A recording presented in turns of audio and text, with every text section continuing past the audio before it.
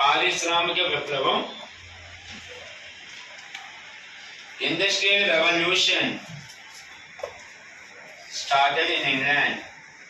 పారిశ్రామిక విప్లవం ఇంగ్లాండ్ లో ప్రారంభం అయ్యింది.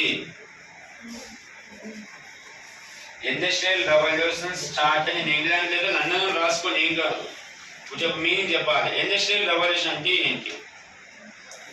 మెషిన్స్ ఉపయోగించి వస్తువుల్ని పనులు రాసుకోండి, బ్రాకెట్ లో రాసుకోండి. దిస్ మీన్, దీనికి అర్థం ప్రొడక్షన్ త్రూ మిషన్స్, యంత్రాల ద్వారా వస్తువులు తయారు చేయటం. ప్రొడక్ట్స్ త్రూ మిషన్స్ అని రాసుకోండి. యంత్రాలను ఉపయోగించి వస్తువులు తయారు చేయడం తెలియని క్లారిటీ. ఒక చెప్పండి, దానివల్ల మనకు లాస్ ఏంటి?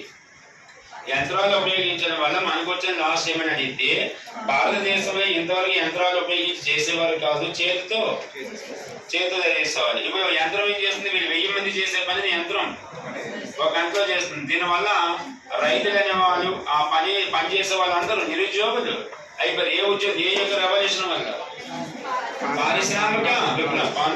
This is the very loss for India. ఇది భారతదేశానికి తీవ్రమైన నష్టాన్ని కలిగించింది. This is the very loss for India. ఇది భారతదేశానికి తీవ్రమైన నష్టాన్ని కలిగించింది.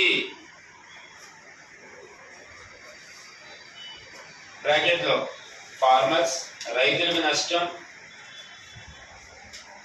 ఫార్మర్స్, హ్యాండీక్రాఫ్ట్స్, చేతి వృత్తుల వాళ్ళు. హ్యాండీక్రాఫ్ట్స్ చేతి వృత్తుల వాళ్ళు, ఏదైతే చేతితో తయారు చేసే పనిముట్లు ఏవైతుందో